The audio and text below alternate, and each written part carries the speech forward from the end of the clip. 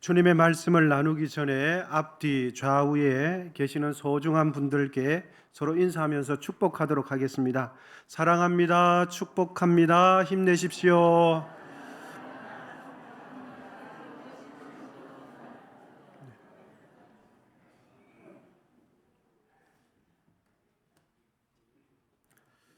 오늘 본문에는 하나님에 대해서 깊이 오해하고 있는 한 사람이 등장합니다. 그의 이름은 사울입니다. 사울은 히브리식 표현이고 바울은 로마식 표현일 뿐입니다. 그런 예수님을 믿고 따르는 사람들을 얼마나 싫어하고 경멸했는지 마치 죽이지 못해서 안달이 난 사람과 같았습니다. 그래서 예수 믿는 사람, 그리스도인 생각하면 살기가 등등했습니다. 사울은 그렇게 하는 것이 하나님께 충성하는 것이라고 생각했습니다. 그렇게 하는 것이 하나님께서 기뻐하시는 일이라고 생각했습니다. 오늘 본문 1절입니다. 우리 같이 읽도록 하시겠습니다. 시작. 사울이 주의 제자들에 대하여 여전히 위협과 살기가 등등하여 대제사장에게 가서 사울의 눈에 비춰진 당시 예수 믿는 사람들, 그리스도인들은 당시 사회에 아무런 도움이 안 되는 존재, 오히려 사회에 해악을 끼치는 존재로 비춰졌습니다. 당시 다메섹 지역은 토지가 비옥해서 또한 교통의 요충지로서 유대인들이 터를 잡고 오랫동안 살고 있었습니다. 그런데 웬일인지 그 다메섹에 예수 믿는 사람들이 급증하기 시작했습니다. 요세푸스라는 역사학자에 의하면 네로 황제가 다메섹에 있는 그리스도인들을 색출해서 죽인 사람만 10,000명이 넘는다는 기록이 있습니다. 사울은 다메섹에 있는 믿는 자들을 색출해서 체포하고 잡아들일 목적으로 대제사장에게 정권을 위임받는 공문서를 손에 꽉 쥐고 안주머니에 넣고 대제사장이 발급해 주는 그 공문서를 들고 다메섹으로 향하고 있었습니다. 그 문서는 마치 일종의 체포 영장과도 같았습니다. 허가난 체포 영장, 당국이 인정해 주는 체포 영장이었습니다. 본문 2절입니다. 다메섹의 여러 회당에 가져갈 공문을 청하니 이는 만일 그 도를 따르는 사람을 보면 남녀를 막론하고 결박하여 예루살렘으로 잡아오려 함이라. 사울의 의지고 사울의 마음이었습니다. 사실 사울이 예수 믿는 사람들을 그토록 싫어하고 경멸했던 이유는 예수님 때문이었습니다. 사울은 이렇게 생각했습니다. 십자가에 죽은 예수는 결코 하나님의 아들이 아니다. 하나님의 아들일 리가 없다라는 확신을 가졌습니다. 나사렛 예수는 하나님을 모독하는 아주 질 나쁜 나사렛 지역에 나타나는 신흥 이단 종교 집단의 우두머리다. 그렇게 사울은 예수님에 대해서 생각했습니다. 예수 믿는 사람들을 체포하고 진멸하는 것이 하나님께 충성을 다하는 것이라고 믿고 있었습니다. 사울은 그런 잘못된 생각과 잘못된 종교 신념 속에 열심히 살아가고 있었습니다.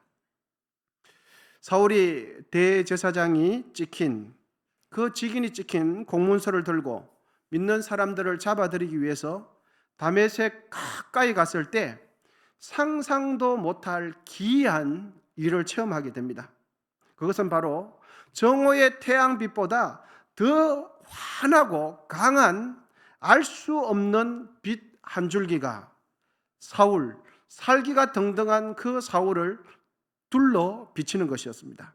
그리고는 하늘에서 큰 웅장한 음성이 들려옵니다. 여러분 본문 4절인데요. 하늘에서 들려온 음성 우리 같이 한번 읽어보도록 하겠습니다. 시작. 사울아 사울아 내가 어찌하여 나를 박해하느냐 하시거늘. 심히 당황스럽고 무섭기도 했지만 사울은 하늘 속에서 자신에게 말을 걸어오는 그 존재에게 이를 악물고 되물었습니다. 그러자 하늘에서 음성이 또다시 대답하기를 본문 하반절입니다. 나는 내가 박해하는 예수다. 그 음성을 듣는 순간 구약 율법에만 심취해 있던 사울은 깊은 고민, 그의 가슴 속에 내적인 큰 혼란 가운데 빠지게 되었습니다. 정오의 태양빛보다 더 밝은 빛을 비추고 아무런 장치도 없이 하늘과 구름을 통해서 거대한 스피커로 사용해서 웅장한 정확한 메시지를 낼 수 있는 존재가 있다면 그 존재는 과연 누구일까? 자연 만물을 자유롭게 통제하고 다스리는 분이 나에게 말을 걸어온다면 그분은 과연 누구인가? 자연을 스피커 삼아서 정확한 메시지를 전달해 주는 존재가 있다면 그분은 자연 만물을 창조하신 창조주, 절대 조물주가 아닌가? 그렇다면 나는 그동안 내가 그토록 핍박해왔던 예수 믿는 사람들은 도대체 어떤 존재인가? 도대체 나는 지금까지 무엇을 믿고 왜 살아왔으며 내가 확신했던 그 신념은 무엇인가? 사울의 생각 속에 생각의 꼬리에 꼬리를 물고 깊은 고민에 빠지지 않을 수가 없었습니다. 태양빛보다 더 밝은 빛을 본 사울은 그 빛으로 인하여 앞을 보지 못했을 뿐만 아니라 마음속에 큰 혼란 때문에 3일 동안 식음을 전폐할 수밖에 없었습니다. 본문 9절입니다. 같이 읽도록 하겠습니다. 시작. 사흘 동안 보지 못하고 먹지도 마시지도 아니하니라. 사울은 그 음성을 듣고 아무것도 먹고 싶지 않았습니다. 물 한 모금도 먹고 싶지 않았습니다. 왜? 내가 지금까지 무엇을 믿었는가? 나는 왜 살아왔는가? 내가 믿었다고 하나님은 그분은 진짜 하나님이었나? 사울은 그동안 자신이 잘못 믿어왔고 잘못된 신념 속에 살아왔다는 것을 물 한 모금, 음식 하나 목에 넘기지 않으면서 조금씩 깨닫게 되었습니다. 자신이 그토록 신봉해왔던 구약의 율법으로는 구원을 받을 수 없다는 것을 인정 안 할 수가 없었습니다. 예수 믿는 자를 핍박하고 죽이려고 했던 그 행동이 하나님을 위하는 행동이라고 생각했는데 자기가 잘못 생각했다는 것을 느끼기 시작했습니다. 식음을 전폐한 그 3일의 기간은 종교적인 신념에서 참 하나님을 바르게 찾아가는 매우 소중한 시간이었습니다. 사울은 꿈에도 몰랐습니다. 자신이 하나님을 핍박하고 있다는 것을, 자신이 창조주 하나님을 경멸하고 있다는 것을 꿈에도 몰랐습니다. 십자가에 돌아가신 예수님이 3일 만에 무덤을 열고 부활하신 것처럼 사울에게 있어서 식음을 전폐한 그 3일은 사울의 인생을 완전히 뒤바꿔 놓게 되었습니다.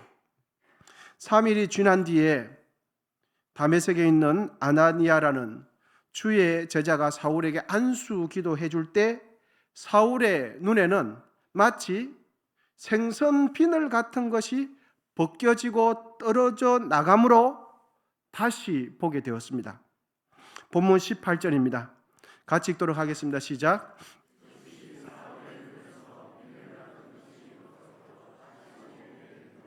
아멘. 사울의 눈에서 비늘 같은 것이 벗겨졌다는 것은 마치 양파 껍질의 얇은 비늘 같은 그것이 아나니아가 기도해 줄 때 사울에 감겨져 있던 그 눈이 떨어지면서 비늘이 벗겨지면서 다시 시력을 회복하게 되었다는 뜻입니다. 사울의 눈에서 떨어져 나간 그 비늘은 의학적인 치료에 의해서 떨어져 나간 것이 아니라 아나니아가 기도해 줄 때 떨어져 나갔습니다. 하나님께서는 사울의 눈에서 비늘 같은 것이 떨어지지 않도록 하면서도 사울의 눈을 다시 볼 수 있도록 할 수 있었습니다. 그런데 하나님께서는 절묘하게 맹인된 그 사울이 아나니아가 기도해 줄 때 비늘 같은 것이 떨어지도록 하셨습니다. 그러므로 사울의 눈에 떨어진 이 비늘은 우리에게 대단히 중요한 세 가지 의미를 가르쳐 줍니다. 사울의 눈에서 떨어진 비늘의 의미, 첫 번째는 이것입니다. 첫째, 우리 같이 읽도록 하겠습니다. 시작. 예수님 믿는 사람, 교회를 바라보는 사울의 잘못된 관점이 바르게 수정되었다는 것을 뜻합니다. 여러분, 교회에서 베푸는 세례는 누구에게 베풀어 줍니까? 아무나 베풀어 줍니까? 아닙니다. 예수님을 나의 구원자로 진실로 믿고 예수님을 나의 구원자로 영접한 이들에게, 그리고 세례받고 난 이후에는 나는 죽고 오직 하나님의 뜻대로 살겠습니다 라는 마음의 결단이 선 자에게 교회가 경건하게 베풀어 주는 것이 세례입니다. 믿는 사람을 체포하고 죽이기 위해 살기가 등등한 사울은 눈에서 비늘 같은 것이 벗겨진 이후에야 무엇을 받았습니까? 즉시 세례를 받았습니다. 본문 18절입니다. 즉시 사울의 눈에서 비늘 같은 것이 벗겨져 다시 보게 된지라 일어나 세례를 받고.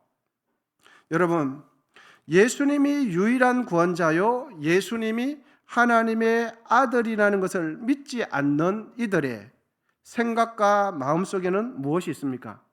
예수님에 대해서, 교회에 대해서, 복음에 대해서 왜곡되도록 보는 비늘 같은 것이 그들의 마음에 끼어 있습니다. 진리를 진리로 보지 못하도록 하는 왜곡된 시선이 믿지 않는 이들의 생각 속에, 마음 속에, 영혼 속에 가로막고 있어요. 예수님을 하나님의 아들로 보지 못하게 하는 불신의 비늘이 벗겨져야만 예수님이 믿어지기 시작하는 겁니다. 아멘이십니까? 불신이 벗겨질 때 십자가에 죽은 예수가 날 위하여 죽으셨다는 것을 믿어지기 시작해요. 사울 역시도 자신의 눈에 불신의 비늘이, 그리고 왜곡된 시선이라는 비늘이 벗겨지기 전까지는 예수님을 믿지 않았어요. 그리고 성부와 성자와 성령의 이름으로 세례를 받아야 하는 가치를 인정하지 않았습니다. 자신의 잘못된 신념과 생각, 자신의 왜곡된 시선이 바르게 수정될 때 비로소 십자가에 죽은 예수님이 날 위하여 죽으셨고, 그 돌아가신 예수님이 유일하신 하나님의 아들이요 구원자인 것을 그때서야 깨닫게 되는 것입니다. 예수는 이스라엘 민족 종교의 창시자가 아니라 하나님께서 이 땅에 보내신 유일한 구원자라는 것을 그때서 믿게 되는 것입니다. 그래서 사도행전 4장 12절은 우리에게 이렇게 가르쳐 줍니다. 같이 읽도록 하시겠습니다. 시작. 다른 이로서는 구원을 받을 수 없나니 천하 사람 중에 구원을 받을 만한 다른 이름을 우리에게 주신 일이 없음이라 하였더라. 아멘. 예수님은 길이요 진리요 생명이십니다. 예수님은 하나님의 아들이요 우리의 유일한 구원자가 되십니다. 예수님은 우리의 생명을 주관하시는 하나님이십니다. 예수님이 하나님 되십니다. 할렐루야. 사울의 눈에서 벗겨진 비늘의 두 번째 의미는 이것입니다. 둘째, 같이 읽도록 하시겠습니다. 시작. 잘못된 열심에서 벗어나게 되었다는 뜻입니다. 사울은 대제사장에게 스스로 찾아가서 다메섹에 있는 자들을 스스로 결박해서 잡아올 정도로 열심을 내는데, 어떤 열심을 냅니까? 잘못된 열심을 내는 자가 사울입니다. 그런데도 더 심각한 것은 잘못된 열심을 내면서도 자신이 잘못된 열심을 내고 있다는 것을 조금도 알지 못해요. 의로운 열심이라고 생각했습니다. 그리고 그렇게 하는 것이 하나님을 위하는 일이라고 믿었습니다. 그리고 그렇게 하면 하나님께서 기뻐하시겠지, 이런 생각을 가지고 있었던 것이죠. 여러분, 예수님 당시에 종교 지도자들을 떠올려 보시기를 바랍니다. 대제사장, 바리새인들, 서기관들 어떻습니까? 그들 모두는 열심을 내고 철저하게 율법대로 살아가고 하나님 말씀을 암송까지 하면서 자다가도 하나님 하면 벌떡 일어나는 거예요. 하나님 이름을 입에 내뱉지를 못해요. 그리고 성경을 필사하다가도 하나님의 이름이라는 아도나이가 나오면 그것을 쓰기 전에 몸을 씻고 그 한자를 쓸 정도예요. 그런데 그 모든 종교 지도자들의 잘못된 열심을 여러분 떠올려 보시길 바랍니다. 그들은 열심을 내지만 하나같이 잘못된 열심이었습니다. 여러분, 잘못된 열심, 왜곡된 열심은 매우 위험합니다. 내가 철저하게 나는 하나님의 일을 한다고 하는데 실상은 본문에 있는 사울은 어떤 일을 했습니까? 하나님을 대적하는 일을 했어요. 그런데 사울은 자신이 하나님을 대적한다는 것을 꿈에도 몰랐어요. 그래서 잠언 14장 12절에는 우리에게 이렇게 교훈해 줍니다. 우리 같이 읽도록 하겠습니다. 시작. 어떤 길은 사람이 보기에 바르나 필경은 사망의 길이니라. 아멘. 여러분, 그 당시에 사울이 열심을 냈을 때 사울과 동일한 잘못된 열심을 가진 사람들은 사울을 보면서 어떻게 말했겠습니까? 야, 열심히 하는구나. 하나님께서 너를 통하여 영광 받으시겠구나. 이렇게 말씀하지 않았겠습니까? 참 잘한다. 주님께 헌신된 자다. 이렇게 격려하지 않았겠습니까? 그런데 성경은 말해주기를 어떤 길은 사람이 보기에 바르나 필경은 사망이니라. 여러분, 사람이 보기에 중요하지 않습니다. 누가 보시기에 중요하겠습니까? 하나님 보시기에 바른 길을 가야 할 줄 믿습니다. 그러므로 여러분, 우리는 내 생각대로, 내 기준대로, 내 관점대로 하나님을 믿고 열심을 낼 것이 아니라 성경 말씀대로 하나님을 믿고 성경 말씀대로 인생을 살아가야 할 줄 믿습니다. 그런 의미에서 서로에게 다시 한번 축복할 때에 이렇게 축복하십시다. 성경대로 믿고 성경대로 삽시다.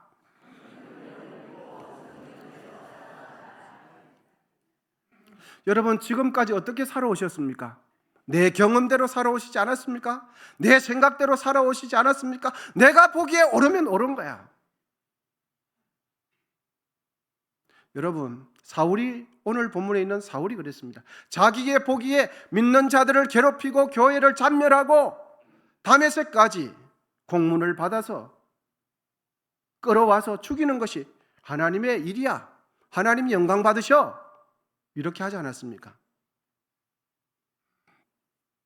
사울의 눈에서 벗겨진 비늘의 세 번째 의미는 이것입니다. 우리 셋째 같이 읽도록 하겠습니다. 시작. 삶의 목표가 바르게 수정되었다는 뜻입니다. 눈에서 비늘이 벗겨지기 이전 사울의 목표, 사울의 비전, 사울의 삶의 이유는 믿는 사람들을 박해하고 믿지 못하도록, 그리스도인이 그리스도인 역할을 하지 못하도록 하는 것이 사울의 사명이었습니다. 왜냐하면 그렇게 하면 하나님께서 영광 받으신다고 생각했습니다. 그것이 하나님의 일이라고 생각했기 때문입니다. 눈에서 비늘 같은 것이 벗겨지기 전 이 세상을 살아가는 모든 사람들의 대부분의 목표는 여러분 무엇입니까? 눈에서 비늘이 벗겨지기 전에 이 세상을 살아가는 사람들의 궁극적인 목표점은 무엇입니까? 여러분, 부자가 되는 것 아닙니까? 더 넓은 집에 사는 것 아닙니까? 더 좋은 차, 남들보다 더 멋들어지게 사는 것, 남 부럽지 않게 살아가는 것, 남에게 칭찬받고 존경받는 거 아니겠습니까? 여러분, 눈에서 비늘이 벗겨지지 않은 사람들은 왜 그렇게 살까요? 그것은 바로 그것밖에 보이지 않기 때문입니다. 아직 눈에서 비늘이 벗겨지지 않아서 육신의 것밖에 보이지 않기 때문이죠. 하지만 비늘이 벗겨진 이후의 사울은 완전히 정반대의 삶을 살았습니다.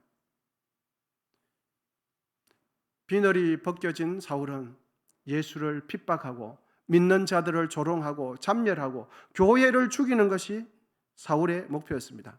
하지만 비늘이 벗겨진 이후에는 평생 교회를 사랑했어요. 일생도록 교회를 섬기면서 자신의 생명을 다해서 복음 전하는 삶을 살았습니다. 왜? 그것이 진리인 것을 그때서야 깨닫게 되었기 때문입니다. 다메섹에서 부활하신 예수님을 만난 후 사울의 삶의 목적과 인생의 비전은 예수를 위해서 사는 삶이었습니다. 자신의 영광을 위하는 삶이 아니라 하나님의 영광을 위해서 살아가는 것이 사울의 인생의 비전이었습니다. 여러분, 이 세상에서 어느 누가 영적인 소경입니까? 하나님을 하나님으로 인정하지 않고 하나님을 섬기지 않는 사람이 영적인 소경이지요. 예수님을 나의 구원자로 영접하지 않는 자들이 영적인 소경이지요. 또 한 부류의 영적인 소경이 있습니다. 그 부류는 바로 자신의 삶을 하나님께로 수정하지 않는 사람이 영적인 소경입니다. 하나님을 안다고 믿는다고 하면서도 자신의 삶을 하나님께로 수정하지 않는 삶, 영적인 소경이지요. 하나님은 우리의 생명을 지금도 붙들고 계시는 것을 확신하기를 축복합니다. 사울에게 붙어있던 그 비늘 같은 것이 벗겨졌다면 여러분, 혹 우리의 생각과 마음에 불신의 비늘, 하나님을 의지하지 못하는 비늘, 하나님을 사랑하지 못하는 비늘이 있다면 그 비늘이 이 시간 우리에게 벗겨지기를 축복합니다. 사울은 예수 믿는 사람들을 잡으려고 다메섹으로 가다가 사울이 잡혀버렸어요. 왜 그렇습니까? 하나님은 그때도 살아계시지만 지금도 살아계시는 것을 믿으시기를 축복합니다. 하나님은 지금도 우리의 인생을 잡기를 원하세요. 여러분, 하나님께로 돌아가면 사울의 눈에 벗겨진 비늘처럼 우리에게도 있는 비늘이 벗겨집니다. 그러므로 우리의 인생을 세상 쫓아가며 살지 마시고 성경대로 믿고 성경대로 생각하시고 성경대로 살아가시기를 축복합니다. 기도하시겠습니다. 하나님께서는 우리를 향하신 하나님의 뜻을 예수님을 통하여 완전하게 보여주셨습니다. 예수님 밖에 있었던 사울이 예수님 안에 있으므로 눈에서 비늘이 벗겨지듯 우리의 삶과 인생도 예수님 안에서 벗겨져야 할 비늘이 벗겨지게 도와주시옵소서. 그리하여 하나님께 귀하게 쓰임받았던 사울처럼 우리의 인생도 하나님께 쓰임받기를 원합니다. 일생도록 주를 섬기며 일생도록 주의 몸된 교회를 섬기며 살리고 세우는 삶이 되게 하여 주시옵소서. 예수님의 이름으로 기도하옵나이다. 아멘.